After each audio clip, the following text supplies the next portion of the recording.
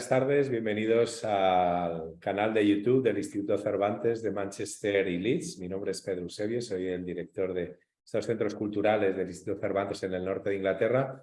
Bienvenidos todos a este evento. Antes de comenzar, quiero comentar, aparte de que lo hayan visto ya en la pantalla, que este evento se emite con traducción simultánea. Entonces, aquellos que deseen escuchar nuestras intervenciones en inglés, solamente tienen que presionar abajo donde pone la lengua que tienen que elegir.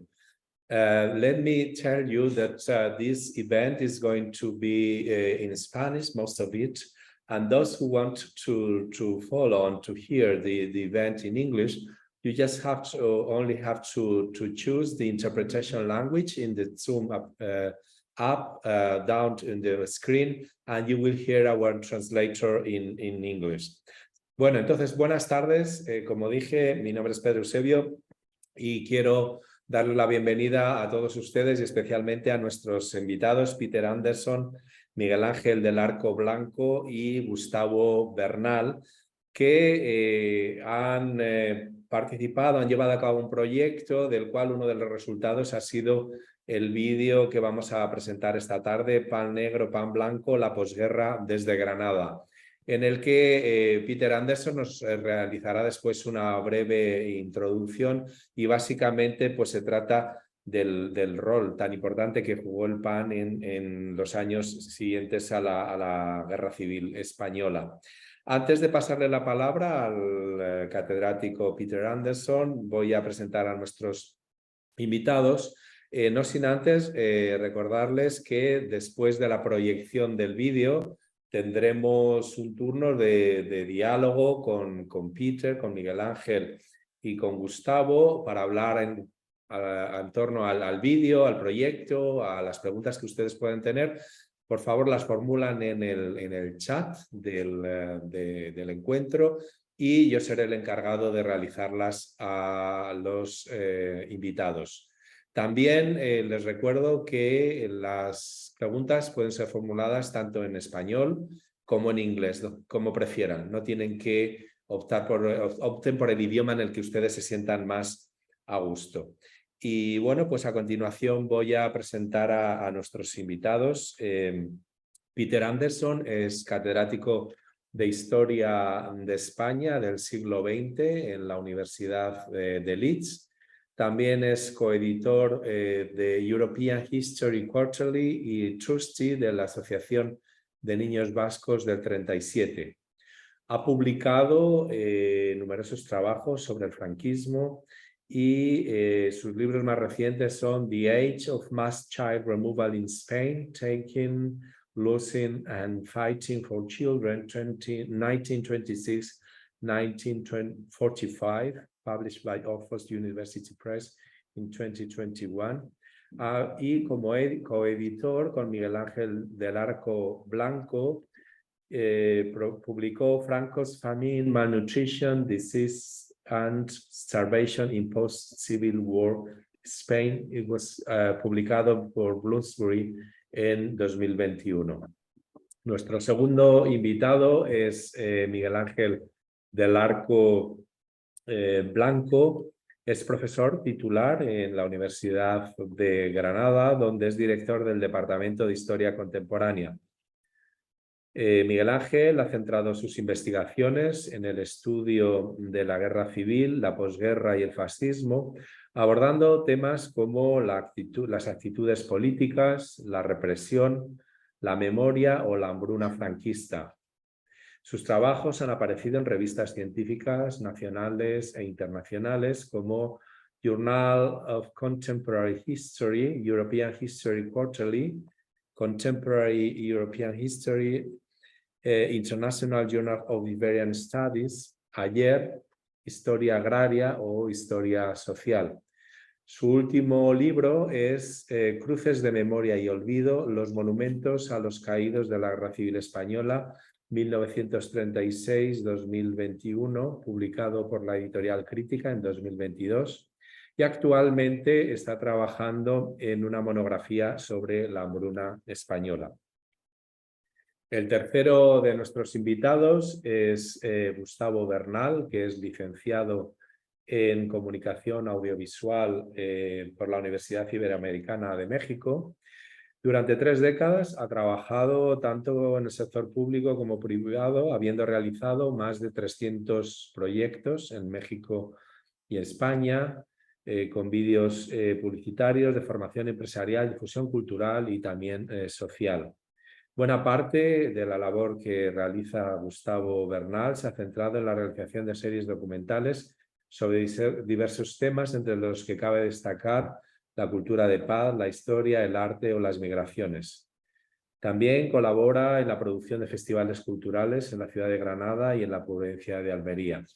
Bueno, pues bienvenidos, muchísimas gracias de nuevo, Peter, Miguel Ángel y Gustavo. Y sin más, le paso la palabra a Peter Anderson. The floor is yours, Peter. Thank you. Thank you. First of all, thank you everybody who's come along this evening. We're really pleased to see so many people and such a lot of interest in this issue. Thank you, Pedro and the Instituto Cervantes in Manchester for collaborating with us on this. And yeah, most of all, thank you to Gustavo, because although Miguel Ángel and I are going to be in the film that we're going to watch, it's actually Gustavo did most of the work in editing and shaping and making the film. So I want to make sure that we credit him as much as possible. Okay, I just wanted to say a few words about the film and the context for the film and why we made it. Yeah. Sorry, Peter, to interrupt you, but I was checking. I don't know if it is my computer or is everybody in the same situation. Oh, yes, it's in English. Sorry about it. Go ahead, please. Sorry. Yeah. Okay, thanks. Yeah, as I was saying, I just want to say a few words about the context and why we made this film. So the context for the film really is about Franco, the Franco regime, and some of the myths of the Franco regime. As many of you, I'm sure, know, during the Franco regime, there were a lot of myths about what happened in the Civil War and what happened after the Civil War.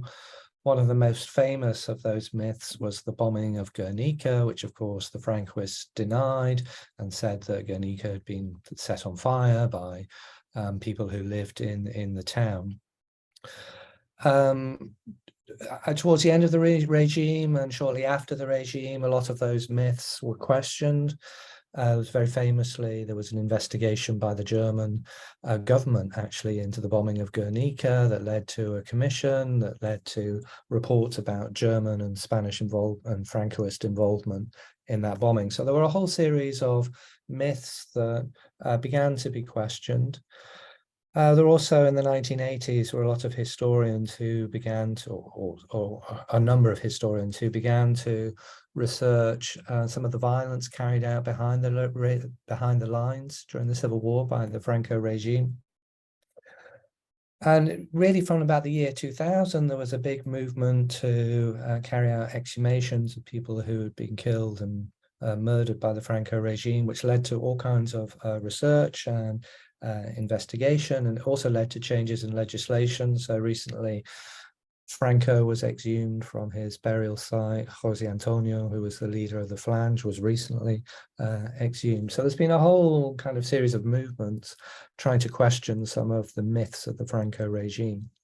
But it struck us, I think, that one of the areas that hasn't been considered, and one of the areas where we could say that there are some myths still in place, are about the post-war years of the late 1930s, early 1940s, and through to the early 1950s, where up to 200,000 people, and possibly more, died from starvation, hunger, disease, and so on. And that, it's not that it hasn't been recognized, but it's been recognized in a very particular form. So when people in Spain talk about those years, they often talk about the hunger years, which puts the stress or the emphasis, if you like, on a kind of suffering that was hard, but not too bad.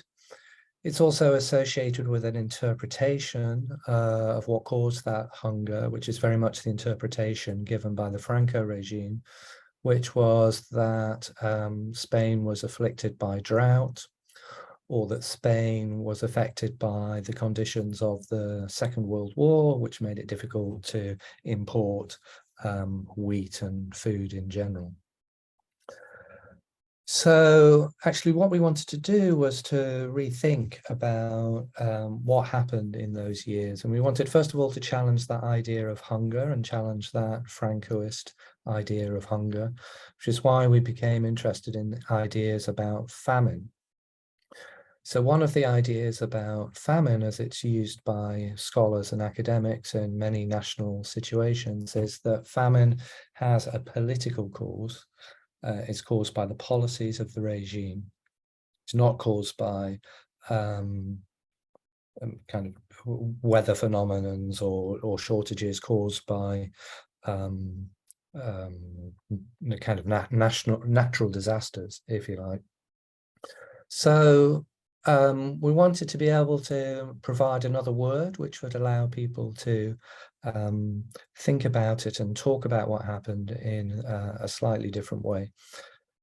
So then we were also thinking, well, we want to make this story more widely available, and we thought that a video and a documentary would be one way of reaching a wider audience and helping people talk about and discuss what happened in the past.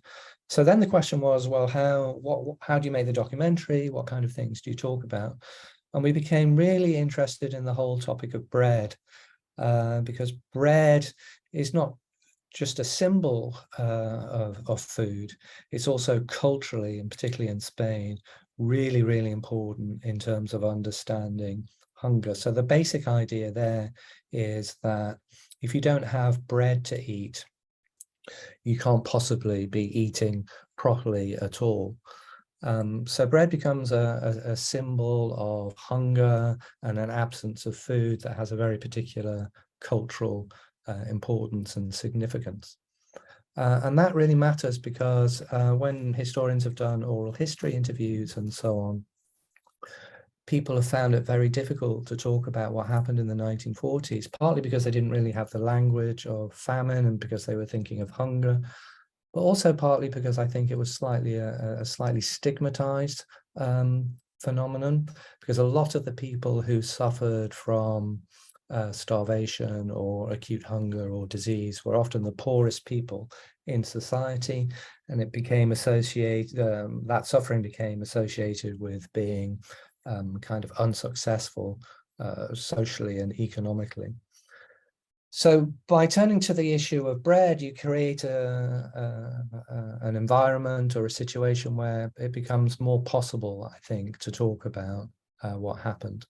So basically, the film that we're going to watch is a documentary that starts talking about the whole process of making bread and how important bread was, and kind of moves on to look at some of the consequences of what we want to call famine.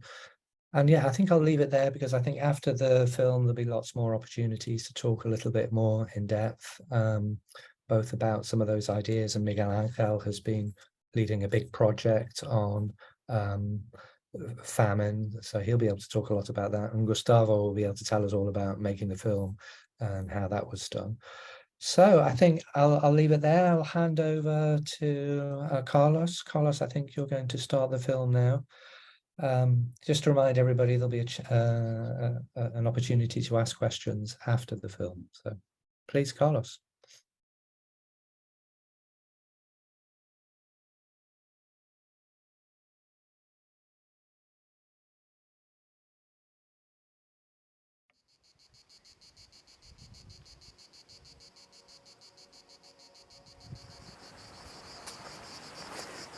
Bueno, pues esto es lo que se conoce como las colonias. Este es el sitio donde Lorca pasó su última noche. Estuvo justamente antes de que lo asesinasen. ¿Ves? Mira, aquí. Y bueno, el edificio tenía una subida, como ves, está sobre la acequia y tenía una terraza. Esto era un edificio sobre la acequia en forma de L y tenía dos plantas en forma de L hacia allá. Y esta parte hacia acá y allí giraba hacia la izquierda, sobre la acequia. ¿Ves? Estamos encima de la acequia que pasaba por debajo del edificio. Esa parte del edificio de las colonias donde estuvo Lorca ya ha desaparecido. Pero es muy difícil recrear cómo tuvo que ser esa última noche para Federico y para la gente que fue asesinado junto a él. Pero esta acequia pasaba por debajo, el lugar es exactamente el mismo. Entonces este ruido que escuchamos ahora mismo tuvo que ser el mismo que escuchó Federico aquel día, aquella madrugada del 18 de agosto, cuando fue ejecutado. Y además, allí al fondo se puede ver el barranco de Biznar, de donde además proviene el agua, allí al fondo, fíjate. Mira, esto que hay aquí es que el gobierno de la Junta de Andalucía lo declaró lugar de memoria histórica de Andalucía, la carretera de Biznar y Alfacar.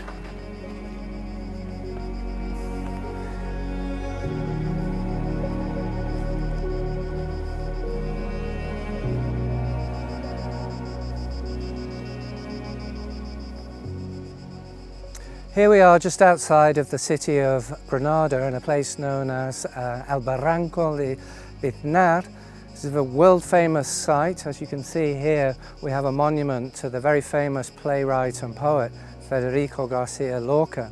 Garcia Lorca was infamously killed on the night of the 18th of August 1936. Somewhere in this area, but alongside Lorca there were another almost 3,000 people who were killed, who were all buried in around this site. Biznar is also famous for bread. They make extremely good bread here, which is taken down and sold not just in this area but in the city of Granada. And bread is also linked to the Franco regime, because the Franco regime made great propaganda claims about bread. Even during the Spanish Civil War of 1936 to 1939, the Francoists famously in 1938 bombarded Madrid with white bread as a propaganda technique for saying, we have lots of food, you in the Republic don't. But actually behind that story, there's another hidden story. And that story is the story of hunger, sometimes starvation, and sometimes disease that struck Spain in the period after the Civil War, which isn't really spoken about in the same way in which Lorca's death was covered up by the Franco regime for so many years. And what we want to do is to make a film about the process of making bread, the process of distributing bread, and the way in which people consumed bread. And by telling that story, what we want to do is to bring out some of the hidden, forgotten, lesser told stories of people who found difficulty in finding food, people who went hungry, people who had to struggle to survive.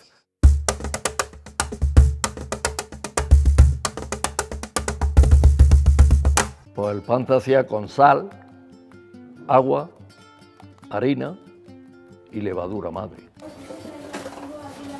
Ah, sí. Porque la de olivo es, digamos, que mantiene un mejor nivel de temperatura, porque la de encina da muchas calorías y luego se pierde.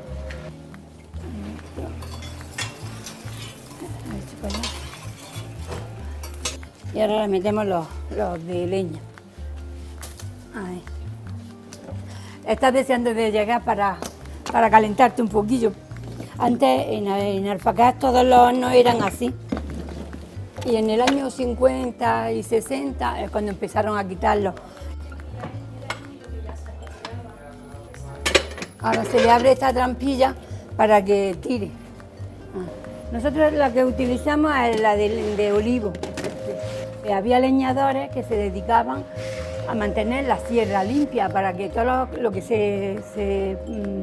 se caía cuando era invierno, pues luego ellos eran los que iban, digamos, como arreglando el monte y iban cogiendo pues esas leñas que ya no servían. La bulaga, pues eso también es muy bueno y da muy buen aroma, pero claro, eso ya no lo permiten que se coja. Mi abuelo materno era leñador de los que recogían la leña para las panaderías. Entonces, dos de mis tíos se iban con él a coger leña a la sierra. Vamos, leña o rama o abulaga. De hecho, mi abuelo tenía las manos negras de tantos pinchos que tenía, de tantas astillas que tenía en las manos. Y en Alpacá hay dos manantiales, está Fuenterrabía y Fuentechita.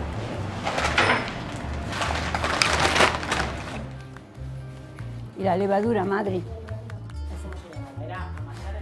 Amasar la máquina así de amasar el pan. Esta que nosotros tenemos es la que es muy parecida como a las manos, o sea, porque como va así, no es como estas de brazos que son más rápidas, esta es más lenta. ¿Te recuerda a la gente amasando el pan? Sí, bueno, no, yo también lo he hecho porque cuando se ha ido la luz, algunas veces lo hemos hecho a mano. Sí. ¿Era duro? Bueno, tienes que tener más fuerza y cuesta trabajo, sí, eso sí. Yo recuerdo cuando se iba la luz, porque antes en Alfacá se iba mucho la luz, hace unos años, y teníamos que hacer la masa a mano. Lo que es la panadería, sí, era más, en el horno eran las mujeres las que estaban más.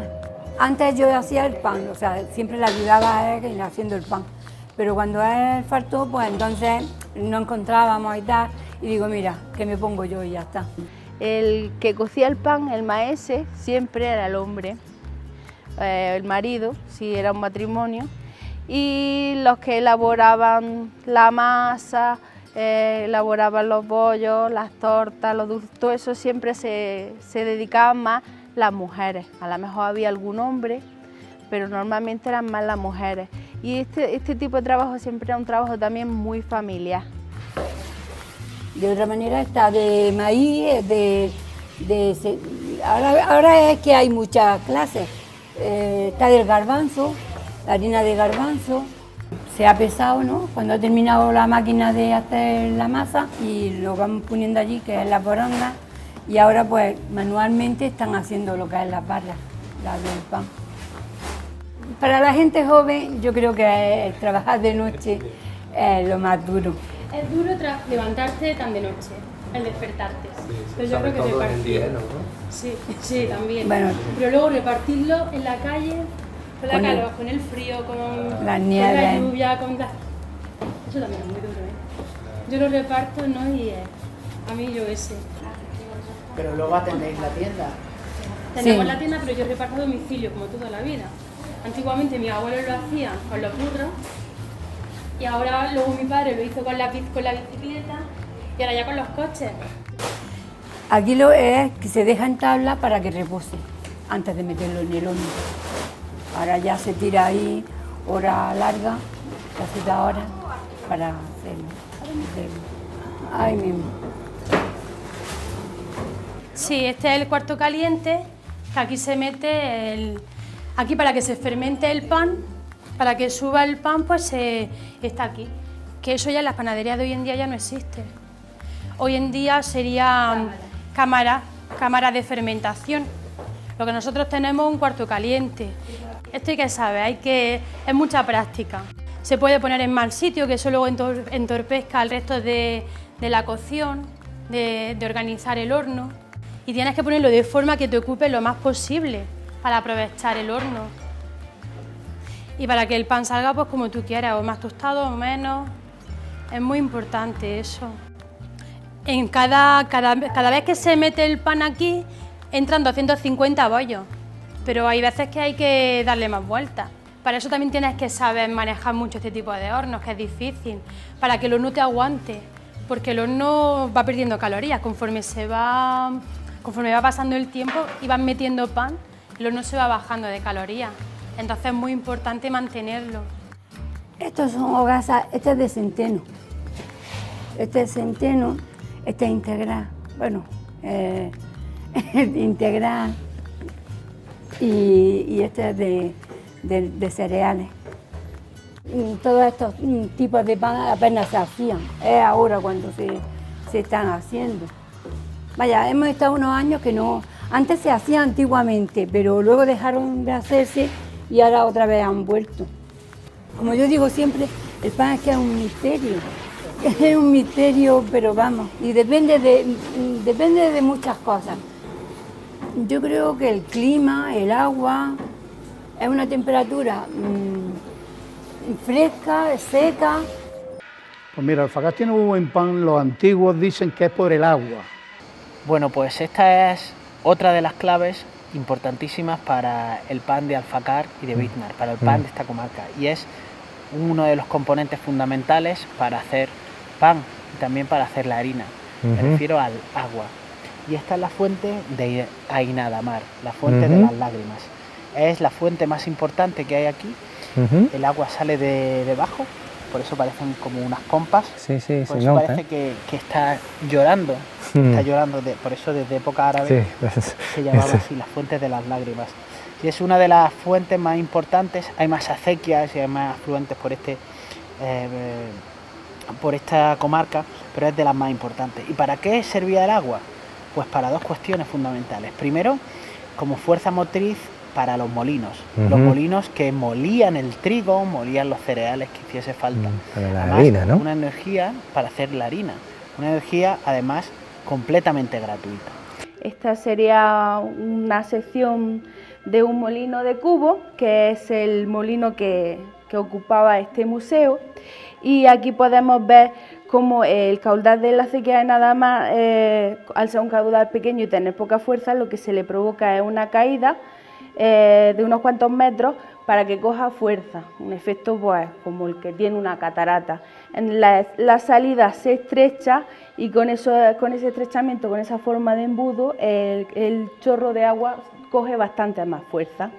Luego aquí tendríamos una pieza que sería el rodeno, que es por así decir como una especie de molinillo, pero en madera y grande, al que ese chorro de agua sopla o mueve y da la fuerza para que se muevan los empiedros. Este rodeno iría conectado con los empiedros. Además hay otro secreto, y es que este agua, cuando bajaba al Alfacar, que está debajo, por ahí, ¿no? por ahí, que está debajo de nosotros, y también a Biznar, era fundamental, porque uno de los ingredientes del pan, lo que hace al pan más rico, lo que marca una diferencia más grande, es la calidad del agua. Y esta era un agua fresca, de muchísima calidad, y también gratuita al servicio, no solo del molinero, como he descrito antes, sino también del panadero. Claro. Era uno de los secretos desde época musulmana del pan de Alfacar. Y también lo sería durante la época de la posguerra. Que hubiese mucho pan en Biznar para llevar a Granada no quiere decir que hubiese mucho pan para comer en Biznar. En Biznar pues ocurría como en todos los lugares, como he dicho, que la hambruna pues se cebó en esta zona.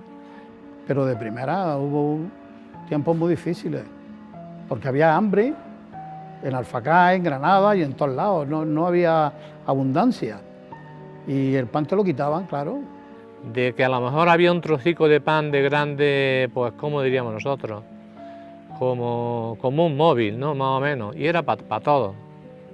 Y entonces pues decían, hoy el pan es para papa, que tiene que ir a trabajar, y el padre que tenía que ir a trabajar el que se comía el pan. Los niños pues a lo mejor pasaban. Había gente que no tenía para comer, entonces si había gente que iba pidiendo, pues ya daba. A lo mejor no daban el pan del día, pero sí daba, guardaba, si algo le había sobrado el día antes, pues daban eso que le había sobrado, en vez de tirarlo, pues se lo daba a la gente que iba pidiendo. Pues sí, había quien no tenía a lo mejor para llevarte ni un cucurro de pan a la boca. Eso, yo gracias a Dios no me ha faltado por eso, porque mi padre, que para descanse, y mi madre trabajaban en el horno, y ni que quiera ni que no, pues todos los días llevaban por lo menos el pan, se lo llevaban, el pan de la casa. Yo recuerdo que mi madre siempre tenía algunas vecinas que hasta se lo daba, a lo mejor lo que le sobraba, pues se lo daba para que ellas comieran. Bueno, durante la posguerra, el pan blanco, el pan de harina refinada, pues era un artículo de bastante lujo y la mayoría de las personas pues no podían acceder a él. Y lo que se consumía habitualmente por la gente era el pan negro. Un pan elaborado con harinas de muy mala calidad, por contraposición al pan blanco, que era el elaborado con harina de trigo. El pan negro normalmente pues era un pan bastante rudo, no solo llevaba la cáscara del trigo, sino que muchas veces también llevaba la paja del trigo, se molía ahí todo y algunas veces había hasta chinos dentro de ese pan y era un pan pues no era muy agradable de comer. Recuerdo que uno de los testimonios me comentaba que este pan era como con muchos granos, un pan que, bueno, pues que tenía también muchas impurezas, ¿no? Me decía que incluso tenía hilos de los sacos, los que había sido almacenado. Eso eran las barriduras. Yo sé que mi madre me decía a mí, vaya a creerte que antes es como ahora. Digo, ¿por qué? Dice, mira, antes la harina que se caía al suelo se barría y se echaba la amasadora otra vez. Cuando se amasaba con la amasadora, cuando era a mano, se echaba en la... porque había mucha hambre, porque no había otra cosa. El pan blanco, normalmente lo que se hacía es que se elaboraba en las casas un poco a escondidas por la noche para que no lo supieran los que estaban a cargo de recolectar esas harinas blancas y ese pan blanco, o bien pues lo que hacían es esconderlo o esconder la harina y venderla en el extraperlo bastante caro. Solamente unas pocas familias pudientes podían comprar el pan blanco, el pan de harina de trigo, que era mucho más caro y mucho más difícil de conseguir, ¿no? De hecho, en los años de posguerra la gente mayor cuenta que era difícil comprar pan, que los panaderos salían muy temprano en la mañana y salían a la carretera y antes de llegar casi a Granada ya lo habían vendido, porque tradicionalmente este pueblo siempre ha vendido pan a Granada, tanto Vinas como Alfacá, y lo sigue haciendo. Bueno, pues el pan se vendía en el espacio público, se vendía muchas veces en las plazas y en las calles de Granada, algunas de ellas muy céntricas, en la zona de la Alcaicería, incluso en la plaza Vibrambla, se vendían productos de extraperlo. En estas zonas había muchos vendedores ambulantes que vendían artículos de extraperlo, y esto explica que fuesen también frecuentes las escenas de persecuciones de extraperlistas en pleno centro de Granada, en pleno corazón de la ciudad, por parte de las fuerzas del orden. O sea, a los críos le decían, mientras que él repartía por las casas, por las calles, pues le decían, esperad aquí que nadie se lleve mi pan. Y entonces pues dejaban a los críos pendientes de los burros para ellos mientras repartirlo y que nadie les robase el pan. Yo llegaba a Granada y claro, tenías que, por lo menos, si el niño no era muy espabilado para repartir, yo iba a repartir y el niño se quedaba con la burra, porque si no te quitaban el pan. También eran muy frecuentes las operaciones extraperlistas en los establecimientos de comestibles, fundamentalmente en las panaderías, pero también en las tiendas de ultramarinos. Aquí se vendía leche, se vendía aceite, se vendía pan de extraperlo con sobreprecio. Y son los únicos que tenían, pues como he dicho, tenían quesos, salchichones y otras especialidades, atún, colacao, bueno, no era colacao, pero era más o menos. Eran cosas que no iban a encontrar en el pueblo. Y cuando se iba a Granada, pues normalmente la madre o el padre venían con una talega, y en la talega cuando la abrían pues traían un poquito de todas estas cosas. Y luego también se vendía pan y se vendía cebada tostada, que venía a sustituir al café, que era muy difícil de encontrar, que era muy escaso y además muy caro, en los domicilios particulares. Porque muchas personas, especialmente mujeres, se dedicaban a preparar estos artículos de extraperlo en sus propios domicilios, y muchos vecinos que conocían que se dedicaban a este tipo de prácticas acudían allí a comprarlos, ¿no? Entonces, mi abuela, que ha sido trasperlista, y todas han sido trasperlistas, si ella tenía de un racionamiento, pues por ejemplo, un poquito de chocolate, lo vendía para obtener otras cosas. El caso de las mujeres es muy significativo porque, bueno, pues quedaron en una situación pues muy precaria. Muchas de ellas pasaron a asumir el rol de cabezas de familia. Algunas tenían también varios hijos a su cargo y entonces no les quedó más alternativa que recurrir al extraperlo. También muchos niños se vieron en esta situación de ayudar a sus madres para contribuir a la economía doméstica. Mi madre tenía 5 o 6 años y la mandaba con un cestillo y iba justamente al portal de la persona que iba a comprarle por el traspelo la forma que era, y digamos que hasta colaba. Además, algunos padres recurrían a los menores porque consideraban que eran como más ágiles, ¿no? Para en caso de tener que huir o de salir corriendo, pues podían tener como más garantías, pero también porque algunos consideraban que en caso de ser detenidos las consecuencias para ellos no iban a ser tan severas, aunque lo cierto es que muchos acabaron en tribunales tutelares de menores.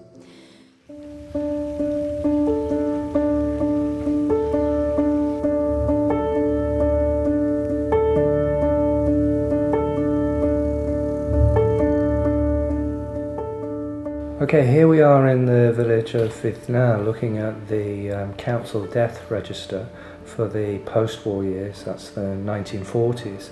And it's a really important set of documents, I think, that give us an idea of some of the people who suffered from illness or death from hunger. And we've got a few cases here that Miguel Angel and I have been looking at. One of the first ones we came across is from August 1941 of a young baby. How old is this baby? Less than 1 month. Yeah, just less than 1 month. And the cause of death is to do with a stomach disease which comes from poor nutrition. So this is an example of a kind of disease that you might get before the war, but after the war you get a lot of people who are dying from all kinds of hunger-related poisonings almost. So I think this is a really good example of that. So that's just one example. And then flicking through the book we came across some others, didn't we? And here we have another really interesting case that is connected with the bakery, with all the bread of all this region, because he worked in the forest. He was responsible to cut the wood. Yes. That would be the first step of the bakery business over here. And this man died when he was just, let me see, he was only, well, he died in January 1942. That is the worst moment of the Spanish famine, between 1940 and 1942. And he was only, well, he was 53 years old, and he has a big family. Yeah. He was married, and he had 5 children to feed, which was an enormous family for someone so humble like he was. And he died due to the vitamin shortage, which obviously is an euphemism used by the dictatorship for very not, common one. For not recognizing that someone had starved to death. Which I'm sure if we went to a lot of town halls across Spain, we would find that euphemism again and again and again, particularly 1941, 1942, which was a high point. It's interesting because I think that in these particular stories lies behind the story not told about the bread in the post-war years. And also it's not just the tragic death, as you said, of this man, but imagine the consequences for a family with 5 members in it. They must have been reduced to, well, they were already in poverty, but the poverty must have got much, much worse for his wife and for the children as a result of this. So, this is a truly tragic case, I think. La ingesta de este tipo de productos podía tener consecuencias muy nocivas para la salud, ¿no? Y de ahí que en los años 40 aumentasen las enfermedades, ya no solo de tipo infectocontagioso, sino también derivadas de la malnutrición, ¿no? El pan negro en concreto pues, podía provocar pues, vómitos, ¿no? y todo tipo de malestares, especialmente en los niños, ¿no? Que fueron especialmente vulnerables a esta crisis alimenticia de la posguerra. De ahí que vaya tan relacionada, ¿no? El hambre con las enfermedades e incluso con la falta de higiene que había en muchas de las infraviviendas, en muchas de las cuevas que había en aquellos años en Granada, ¿no? El primer quesito del caserío me lo comí yo con 7 años porque había cogido el sarampión y estaba muy débil. Así que date cuenta lo que eran algunas, eso era casi galguería, ¿no? Para sobrevivir, la gente de a pie tuvo que recurrir a distintas estrategias ilegales que quedaban fuera de la ley y que de alguna forma suponían un incumplimiento de las normativas autárquicas. Una de las más extendidas fue el extraperlo, pero fueron también muy comunes los hurtos, principalmente de alimentos, ¿no? de comestibles, de frutos del campo, ¿no? que a menudo pues, los robaban y se los comían en el mismo acto, ¿no? De manera que una vez que los descubren ya se han comido lo sustraído, ¿no? Tuvieron que recurrir también al contrabando. Por ejemplo, en la zona del campo de Gibraltar fueron muy frecuentes este tipo de prácticas, muchas veces protagonizadas por mujeres, ¿no? Por las matuteras que escondían lo que traían de contrabando debajo de las faldas, de los chals, ¿no? De esas ropas tan holgadas que llevaban. Okay, it's been fascinating to come to the very special villages of Bithna and El Fakar, where we are now. I've had the chance to think about what's been a really very different and very special experience. For a start, I've learned so much about the process of making bread and what a special place this is for making bread. I've learned about the wood that you need, the water that you need, the special altitude you need to be at to make bread. I think I've also come to realise what a special piece of food bread is. Everybody knows that, but when you think about times of hunger and so on, just how important it is to have that everyday sustenance. And one of the things that I've noticed talking to people here whilst we've been making bread and learning about the process is that, well, some people obviously were okay. They had their own gardens, they made their own food, they had access to the countryside. They were able to eat rabbits and all kinds of local products. Also noticed that some people were a bit reluctant maybe to talk about hunger, and at first they wouldn't really talk about it, but as we gained people's confidence, we began to learn just a few things about maybe what some of the darker realities were, not for everybody, but for some people. So we learned that some people had bread, some people didn't have bread, some people stole bread, some people had to make do with some of the lower quality bread, and some people had to do without bread for a very long time.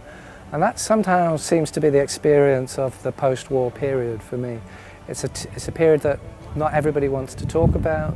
When they do talk about it, they're a little bit uncomfortable, and it's an experience that it's very hard to get to, that people are reluctant to tell you. But if you put together all of those different things, you see a picture of great suffering. And I think the moment I had that most brought that home to me was when we were in the town hall in Bithna and we were looking through the records of death, and we saw there that somebody, a guy in his 50s, had died from a shortage of vitamins, in other words, from hunger. So despite the reluctance of maybe some people to talk about it, there are definitely cases of people who are suffering to the extent that they actually died from hunger.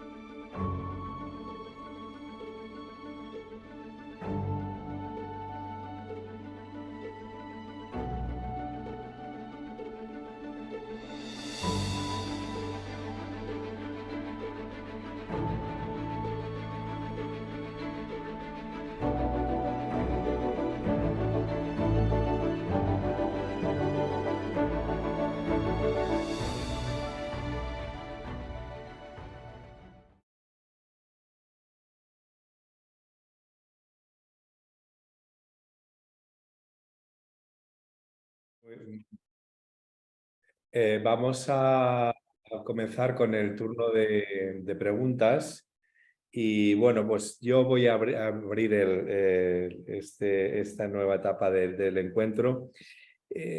La primera cuestión que se plantea es por qué, ¿no? La terminología, por qué se ha utilizado el término hambruna y no el de hambre. La pregunta pues puede ser para Miguel Ángel o Peter o los dos. podéis contestar. Bueno, Miguel Ángel, si tú empiezas y yo continúo. Vale, pues muy bien. Si acaso yo apunto alguna idea y tú puedes continuar. Muy Bueno, pues Peter ya comentó en su introducción la cuestión relativa al concepto, ¿no? Los años del hambre, que es como ha pasado a la memoria colectiva lo que sería la posguerra española.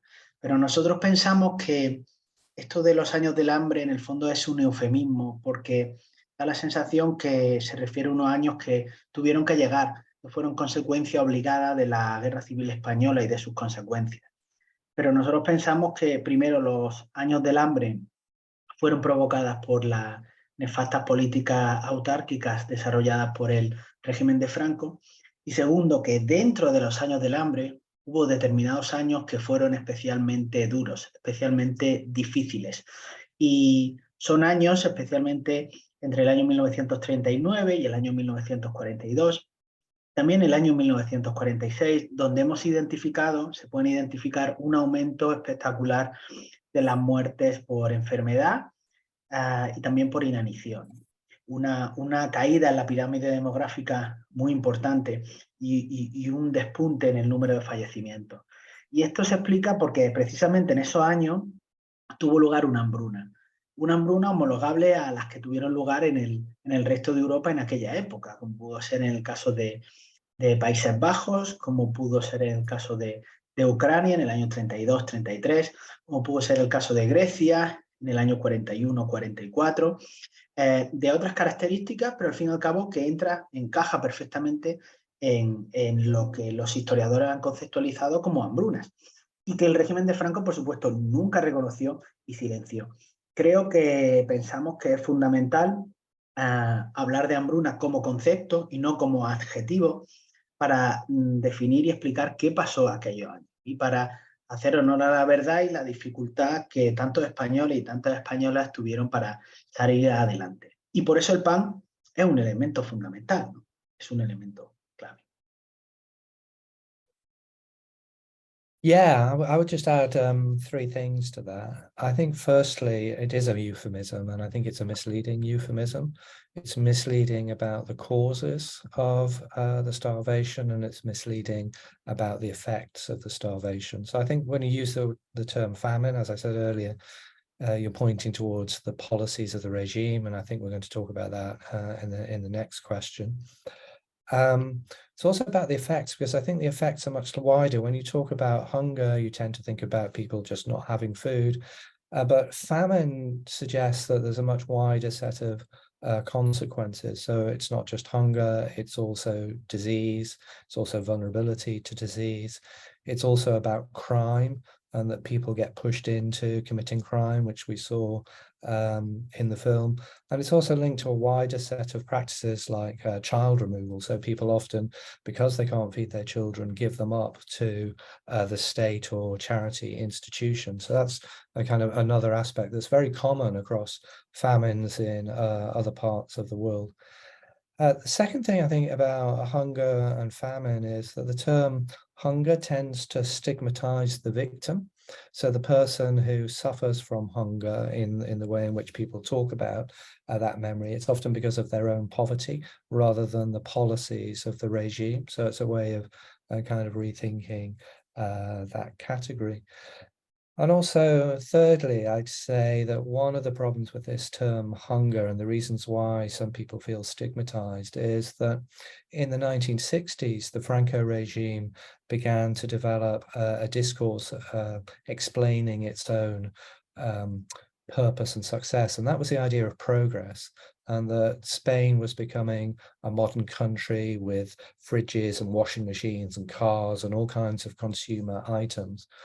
And a lot of ordinary people also bought into that story of their own personal progress. People were buying cars, they were buying flats. There was a sensation that people were doing better. So that creates a collective memory about progress and success, in which these years of the 1940s and 1950s become very difficult to talk about. So there's a relationship there between the way in which society in general thinks about the past and the way in which individual people can talk about the past. So when you introduce a term like famine, I think it becomes possible for people to talk about what happened, not just as a result of policy, but something that's not stigmatized and which blames the victim. So yeah, I'm finished there. Thank you, Peter. We have a question. I am speaking now in English because a question from Simon Martinez. He says, thank you for the film and the introduction, Peter. My grandmother, Eloisa, was in Barcelona following the fall of Bilbao with her 4-year-old son. 3 of her sons were in Britain with the Basque children. She was begging on the streets, returned to Puerta Arenas, Bilbao. She was a war widow with 1 son with her. She was persecuted and intentionally starved by the Franco regime. Suffering from malnutrition and rickets, she was released from Bilbao and came to Britain to rejoin her other children. What correlation have you discovered between persecution and starvation?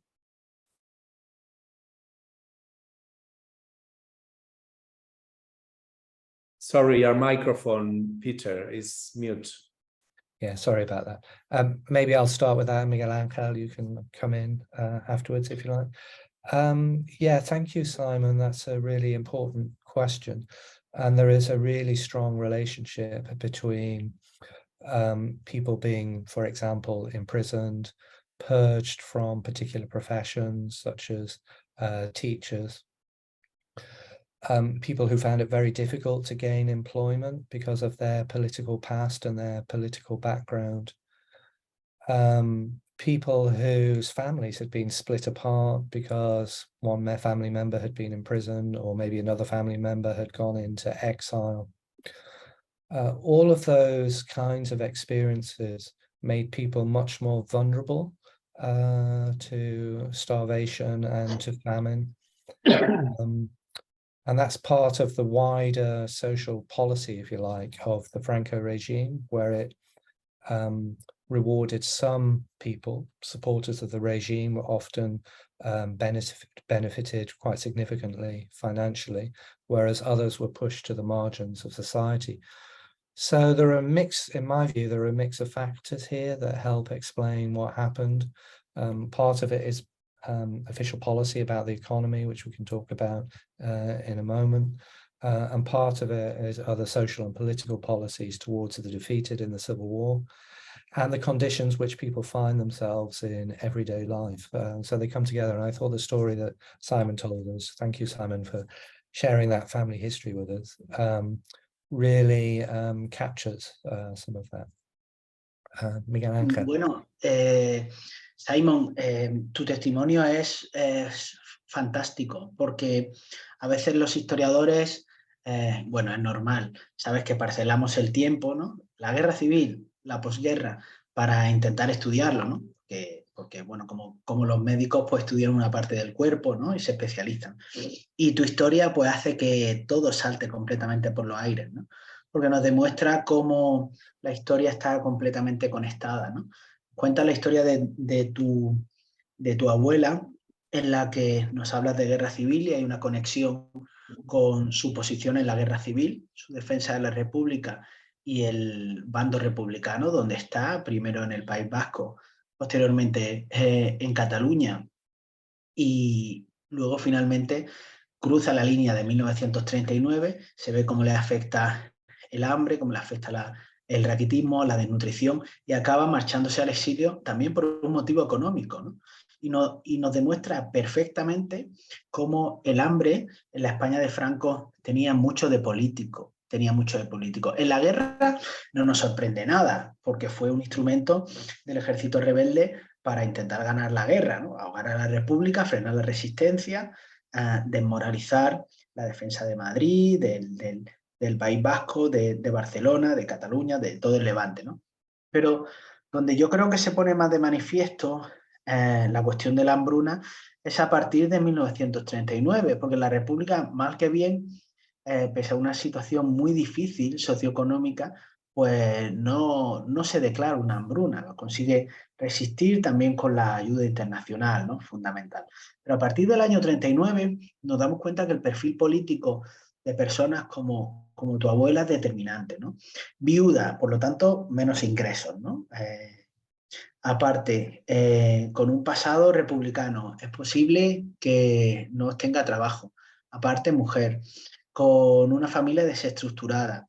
En muchos casos, no es el caso de tu abuela, o no sé si ese dato no nos lo has dicho, pero puede serlo. En muchos casos con el marido o ejecutado, o en la cárcel, o en un campo de concentración, lo mismo que los hermanos del marido o cuestiones por el estilo, ¿no? Eran especialmente vulnerables al hambre, porque además en un estado tan intervencionista como el franquista, donde a través de las cartillas de racionamiento se iba repartiendo el pan, se iba repartiendo el alimento, estas clases sociales que, como ves, están muy vinculadas con la defensa de la República, estas clases sociales bajas tienen menos medios para subsistir, especialmente en una época en que los costes de vida crecen de manera espectacular como consecuencia del mercado negro, ¿no? Muchos no tienen empleo, tienen una familia desestructurada, no tienen vivienda y en el fondo son muchísimo más proclives a contraer enfermedades y a no poder alimentarse y al fin y al cabo morir. Por lo tanto, a tu pregunta, hay una conexión, yo creo que directa, entre la victoria del franquismo y la desnutrición de los vencidos.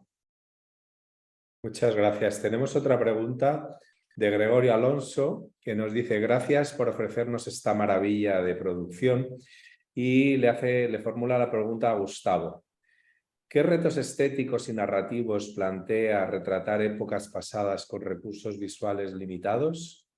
Y otra pregunta: ¿y en general resulta fácil o gratificante trabajar con historiadores o historiadoras? Hola, pues muchas gracias por la pregunta y saludos a todos. Yo creo que es muy gratificante trabajar con historiadores, es muy gratificante poder ofrecer al público, tanto este documental está colgado en YouTube, en este mar de información es muy gratificante trabajar con historiadores porque pues te ofrece mucha veracidad, mucha realidad, ¿no? Eso te ayuda mucho y yo creo que te sientes muy satisfecho al entregar productos con ese contenido, digamos, histórico, bien planteado, muy bien solventado, y eso es interesante. Y en cuanto a la otra pregunta, retos estéticos es muy difícil. Tienes razón, Gregorio, es muy difícil a veces ilustrar las historias que te están contando. ¿Por qué? Porque pues no tienes muchas veces con qué ilustrar el tema. A veces existen muchos archivos que no están tan bien a la mano y es complejo encontrar imágenes. Nosotros descartamos muchas imágenes muy interesantes porque no teníamos los derechos para hacerlo, ¿no? Entonces, pues bueno, siempre tratamos de hacer una narrativa con algunas imágenes que puedan ser un paralelismo de lo que estamos contando, pero sin irnos muy lejos, para que también el espectador no se haga una idea falsa de lo que le estás contando, que muchas veces en estas grandes producciones ahora que cuentan la historia o que cuentan hechos históricos, pues a veces se desvirtúa y finalmente el público acaba entendiendo otra cosa, ¿no? Yo lo dejaría ahí y creo que por ahí va la idea. Gracias. Sí.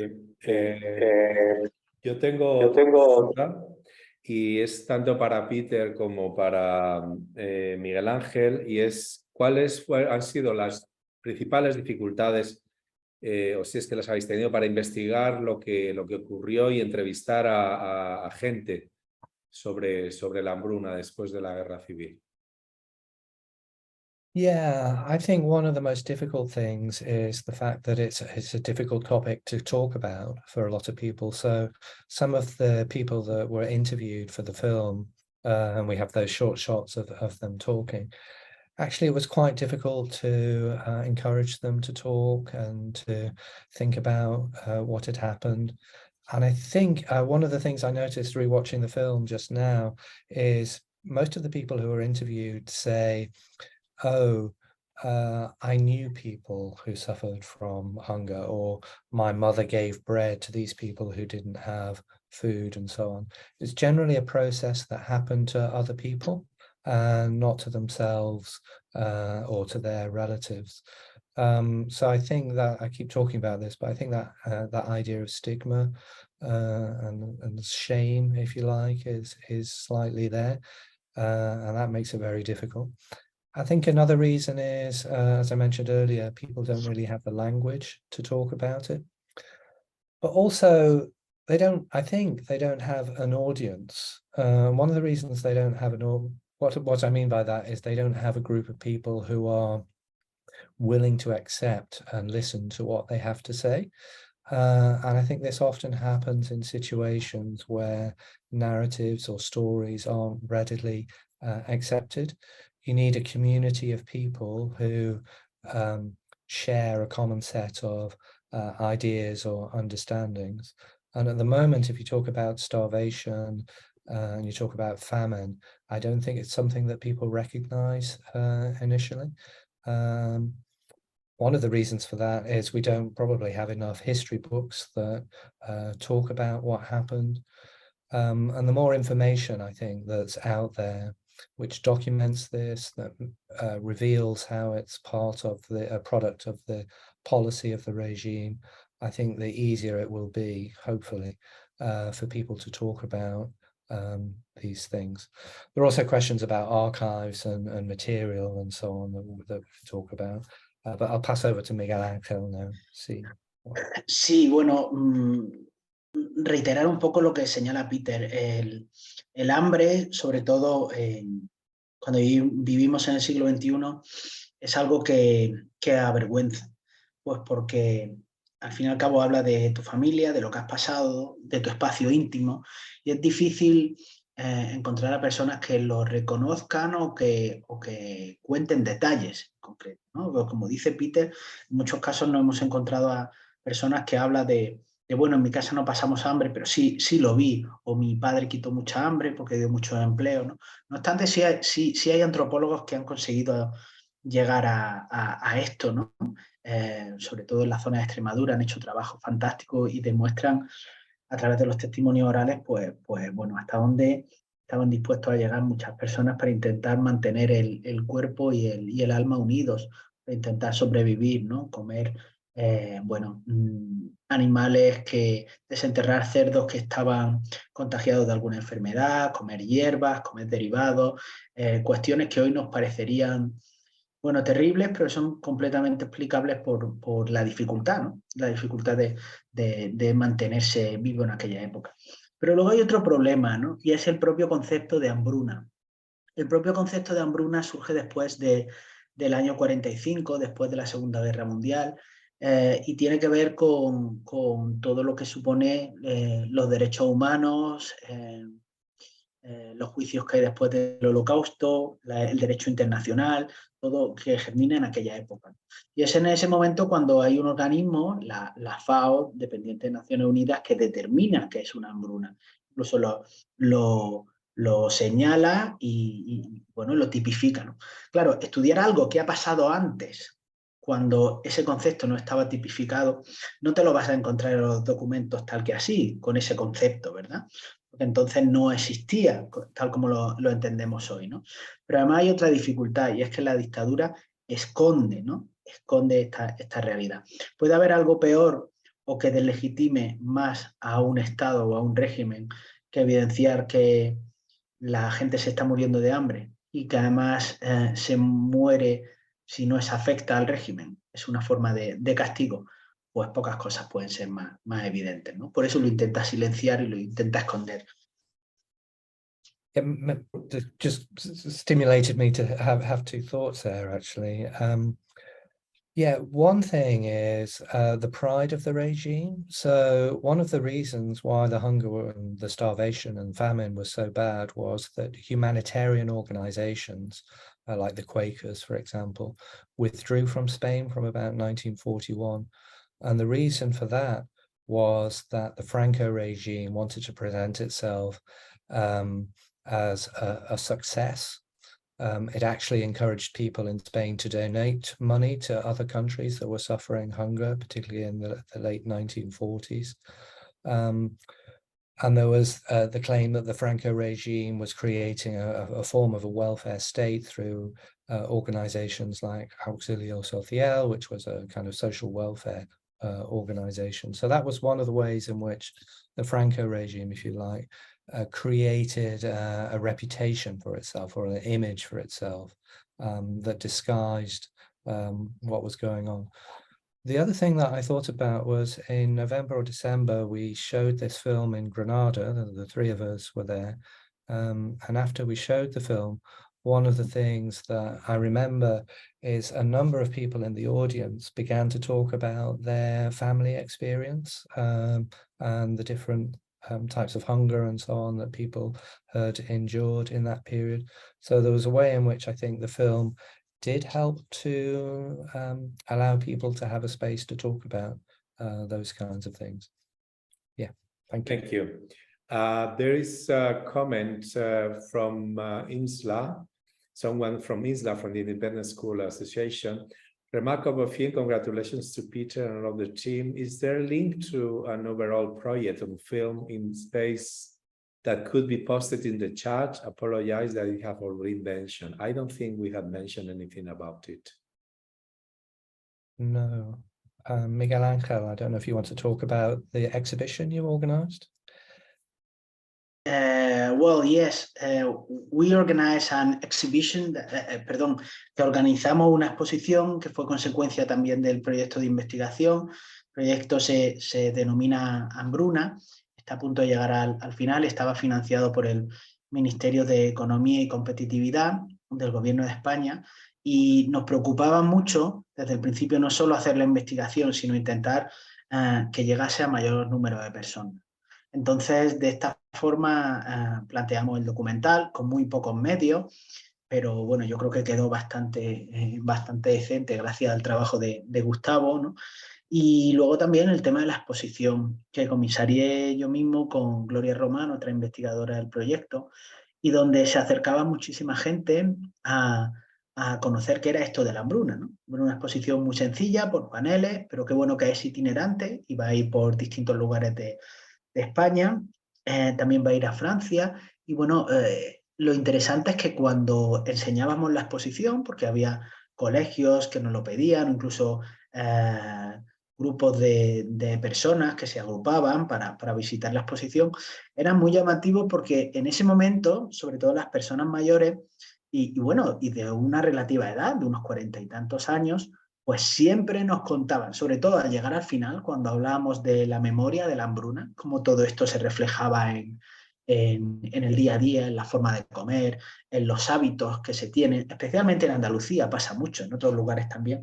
Pues es curioso como todo el mundo sacaba su historia familiar y todo el mundo hablaba de algunas anécdotas. Por ejemplo, una muy recurrente, que recuerdan a su madre o a su padre que cuando se caía el pan al suelo lo cogían y le daban un beso y básicamente pues no lo desechaban, estaban dispuestos a comérselo. Y por supuesto, esa concepción casi santa, ¿no? Salvadora, ¿no? del pan como un elemento que te permite vivir, ¿no? Pero había muchísimas cosas más, ¿no? En esos momentos sí había como una identificación de sí, mira, y ahora entiendo por qué era esto así. Y ahora entiendo por qué mi madre llenaba tanto la despensa con cosas que no se podía comer, ¿no? Claro, era una generación que vio cosas que nosotros no hemos visto y lo guardó, una forma de mantener esa memoria en sus propios hábitos. Muchas gracias. There are more comments from IMSLA and also from Region.Power, but let's go to the questions and everyone can read the comments in the chat. So the next question is from Katarina Seidbert. Thank you very much, Peter, Miguel Angel, and to everyone who made this screening and the talk. I think Brecht is a great prism of telling the post-war years in intersectional perspective. I was wondering if hunger, I was wondering if hunger as an experience was limited to the social groups that had sided during the war in the Second Republic, or that was rather a phenomenon that affected people of certain social state or class and therefore blurred a bit the friend-foe distinctions established during the war? This is the first question. And if that also affected the readiness to talk afterwards. Yeah, thank you. Great question. Challenging question, actually. So thank you very much, Katerina. I think the first thing I would say is I think there are a variety of experiences actually across Spain geographically. So one thing we haven't mentioned so far is that the worst effects of the famine were experienced in the south of Spain, essentially. So Extremadura, Andalusia, those areas suffered particularly badly. And that's partly to do with distribution, it's partly to do with social circumstances and so on. So there's that kind of experience. The other thing is, I think this is really important about thinking about famine, because sometimes people think famine is the total absence of food. It's not, because generally in situations of famine, there is food. The issue is distribution and who has access to food and who doesn't. Actually, if you read a lot of the reports by frontline British diplomats, for example, in the 1940s, and sometimes letters sent by people traveling around Spain in the 1940s, they'll often tell you that actually in a lot of the cake shops and so on, there were very nice products to be had if you had the money to purchase them. So this is why I think it is actually quite concentrated in particular social groups, the poor, people who are suffering from political repression, people who don't have good access to the regime at the local level, such as mayors and so on. So just to give you a few examples to think about that, trading on the black market. So the black market is a real consequence of the regime's decision to have price controls and to control distribution of food. People who trade on the black market on a small scale are often the people who are arrested and prosecuted and fined. They tend to come from the poorest groups in society. Other groups who engaged in black market trading, so really common groups are people like army officers. So there are stories of military bases in Madrid and other areas where army officers were selling meat on the black market, meat that they'd slaughtered. Other cases are prisons where prison officials were taking food from prisoners and selling it on the black market. So there is, I know it might sound a little simplistic and schematic, but actually there is a difference, I think, between different social groups in this case. Now, that's not to say that everybody who endured the famine came from those particular political groups. There might have been people who sided with the Franco side, who lost a husband or a grandfather or a relative who were pushed into poverty by that experience. There are cases like that. Often in those cases, though, people who came from that background, they were given extra points when they applied for jobs and so on. So they also had certain advantages. Yeah, so that would be my main answer to that question. I'll pass over now to Miguel Ángel. Bueno, ya la he explicado muy bien, ¿no? Yo creo que no podemos afirmar, no podemos afirmar que todas las personas que fueron leales a la República y después de la guerra, la España franquista sufrieron la hambruna, porque seguro que hubo formas de escapar, pero sin duda lo tuvieron muy, muy difícil. Y lo mismo podríamos decir de las clases bajas, ¿no? Está claro que ellas fueron las que estaban peor preparadas para hacer frente a esta situación, sobre todo porque ya venían en muchos casos de una época de carencia durante la guerra civil, pero además no tenían propiedades, no tenían negocios, no tenían tierras, no tenían casas que poder alquilar, no tenían nada, solo tenían sus brazos, ¿no? Y esto sin duda puso las cosas más difíciles. Lo que sí me gustaría decir es si ahondar en una cuestión, y es preguntarnos si el régimen de Franco quería matar a la gente de hambre, si fue algo voluntario esta hambruna. Yo personalmente creo que no lo fue, que no fue algo planificado ni fríamente calculado, pero sí pienso que fue coherente con las lógicas de la victoria del régimen de Franco, por el cual los que habían vencido la guerra eran ellos y los perdedores pues eran los republicanos. Y a la hora de repartir el hambre y a la hora de poner en marcha el funcionamiento de la economía autárquica, mientras que los vencedores se enriquecían o podían hacer su agosto con el mercado negro porque no eran detenidos, pues aquellas clases bajas y aquellas personas que no tenían conexiones con el régimen, pues eran castigados, ¿no? Es en el fondo la explicación de por qué un sistema económico tan irracional y que funcionó tan mal desde el punto de vista económico, pues duró tanto hasta las supresiones de las cartillas de racionamiento en el año 1952. Porque desde el punto de vista de la lógica social, es decir, de qué le venía bien a los vencedores, pues funcionaba, no desde el punto de vista económico, ¿no? Y quiero entrar en una cuestión que ha señalado Simón Martínez sobre su abuela, ¿no? Y que creo que ha puesto el dedo en la llaga en otra cuestión muy importante. Y es que es cierto, Simón, los testimonios que tenemos son de las personas que escapó al hambre, de aquellas personas que sobrevivieron. No tenemos los testimonios de aquellas personas que se quedaron en el camino, porque además tampoco lo pudieron transmitir de una forma tan fuerte o tan continua a sus familiares, ¿verdad? Y eso es algo que tenemos que tener en cuenta, y también dificulta explicar la hambruna española o cualquier hambruna. Muchas gracias. Tenemos algunos comentarios de Simón Martínez. No voy a leer los comentarios, no por nada, sino porque los podemos leer desde el chat. Y continúo con las preguntas. También hay un comentario de Caterín. Y Gregorio Alonso vuelve a formular una pregunta y dice: How did this post-war politics of famine work regionally? Lacking comprehensive nationwide studies, would you dare guessing which regions or cities were most affected? Bueno, pues si queréis respondo yo a esta.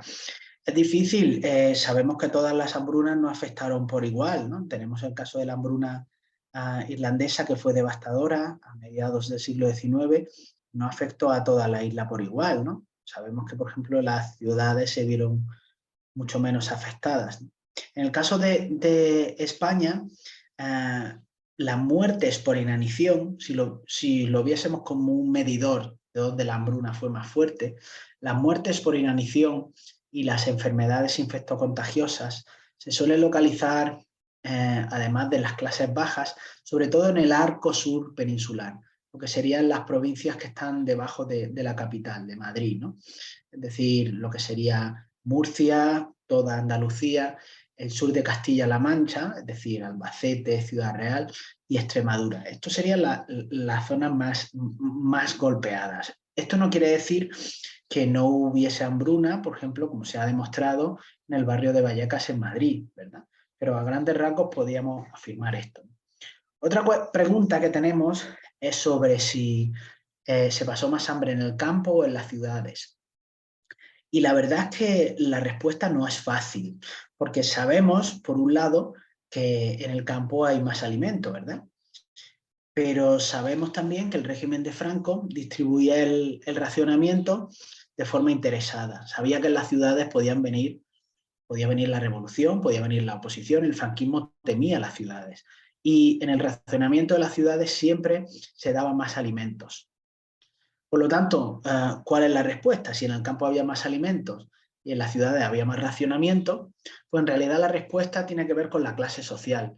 En el campo, si pertenecías a la clase baja, es decir, eras jornalero, solo tenías tus manos para salir adelante el jornal, pues tenías un problema, porque si no te contrataban, sobre todo si sabían de tu pasado republicano, pues te morías de hambre. Por eso vemos como en los 40 hay una emigración silenciosa y clandestina de mucha gente con pasado republicano y de clase baja que van a las ciudades porque saben que allí el racionamiento les puede permitir vivir, ¿verdad? Pero claro, si tú estás en el campo y eres un pequeño propietario, tienes un terreno de tierra, puedes cultivar, estás salvado, estás salvado. Y espero haber respondido a la pregunta. Muchas gracias. Creo que ya no hay ninguna pregunta más. Bueno, Gregorio, dar las gracias y la enhorabuena. No sé si hay alguien más del público que quiera formular alguna pregunta más. Gustavo, no sé si tú quieres añadir algo más ya para finalizar. No, solo está todo bien. Muchas gracias, José. Muy amable. Gracias.